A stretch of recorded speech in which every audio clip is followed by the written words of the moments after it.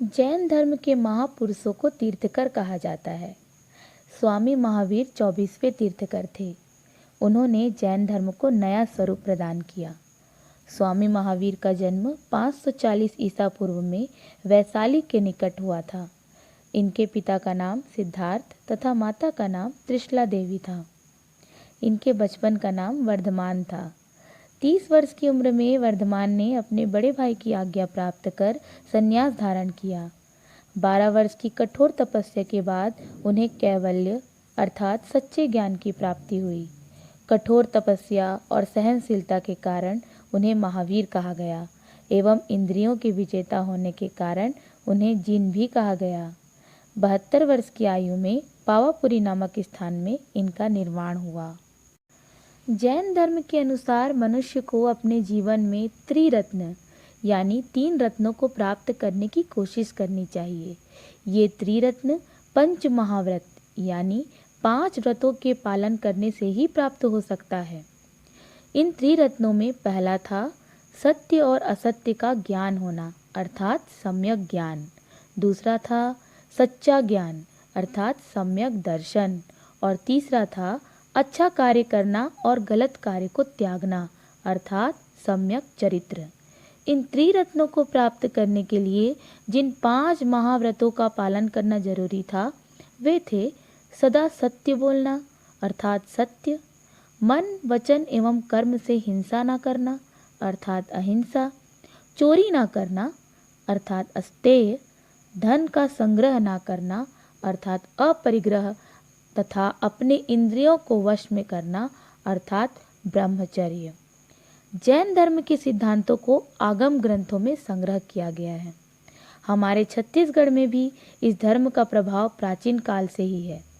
यहाँ रायपुर जिले के आरंग में एक प्राचीन जैन मंदिर है। उसी तरह दुर्ग जिले के नकपुरा नामक गांव में भी 23वें तीर्थकर पार्श्वनाथ जी का प्राचीन मंदिर है। इसे पार्श्वनाथ तीर्थ कहा जाता है।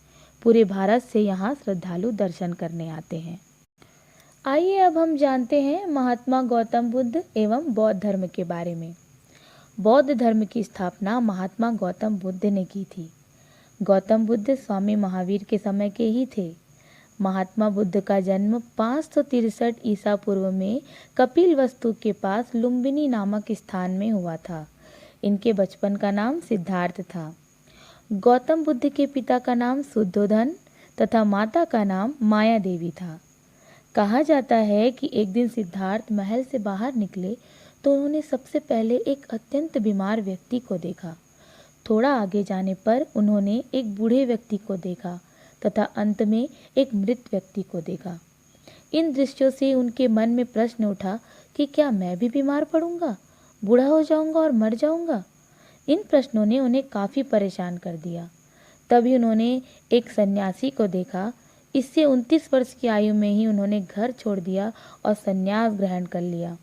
सिद्धार्थ ने ज्ञान की खोज में 6 वर्षों तक कठोर तपस्या की।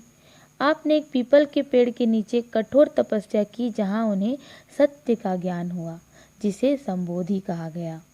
उस पीपल के पेड़ को तभी से बोधि वृक्ष कहा जाता है। और महात्मा गौतम बुद्ध को जिस स्थान पर बोध या ज्ञान प्राप्त हुआ उस स्थान को बोध गया कहा जाता है। बौद्ध धर्म के अनुसार 4 प्रमुख सच्चाइयों अर्थात 4 आर्य सत्य को हमेशा याद रखना चाहिए। ये सच्चाइयाँ ही बौद्ध धर्म के मूल आधार हैं। यह सच्चाई है, संसार में दुख है। दूसरा, दुख का प्रमुख कारण तीव्र इच्छा है। तीसरा, इच्छा को त्याग कर दुख से छुटकारा पाया जा सकता है। और चौथा, सही आचरण एवं सभी बातों में मध्यम मार्ग अपनाकर दुख पर विजय पाया जा सकता है। बौद्ध धर्म ने जात पात, ऊंच नीच के भेदभाव तथा धार्मिक जटिलता को गलत बताया। बुद्ध ने ईश्वर और आत्मा दोनों को नहीं माना। बौद्ध धर्म अपनी सादगी एवं सरलता के कारण भारत में ही नहीं वरन विदेशों में भी काफ़ी लोकप्रिय हुआ। चीन, जापान, कोरिया, तिब्बत, श्रीलंका आदि देशों में आज भी हिंदू धर्म के अनुयायी हैं। बौद्ध धर्म की शिक्षाओं को 3 ग्रंथों में एकत्र किया गया जिन्हें त्रिपिटक कहते हैं। हमारा छत्तीसगढ़ भी किसी समय बौद्ध धर्म का एक बड़ा केंद्र था। 7वीं शताब्दी में आए चीनी यात्री ह्वेनसांग ने अपनी यात्रा विवरण में यह लिखा है कि दक्षिण कोसल की राजधानी सिरपुर बौद्ध शिक्षा का केंद्र था। यहाँ सैकड़ों विहार थे तथा यहाँ लगभग 10,000 बौद्ध भिक्षुक निवास करते थे। सिरपुर में की गई खुदाई से प्राप्त अनेक सुंदर बौद्ध मूर्तियों एवं मंदिरों के आधार पर यह कहा जा सकता है कि यहाँ बौद्ध धर्म का महत्वपूर्ण केंद्र था। बच्चों, आज आपने जैन धर्म, बौद्ध धर्म तथा महावीर स्वामी और महात्मा बुद्ध के बारे में पढ़ा।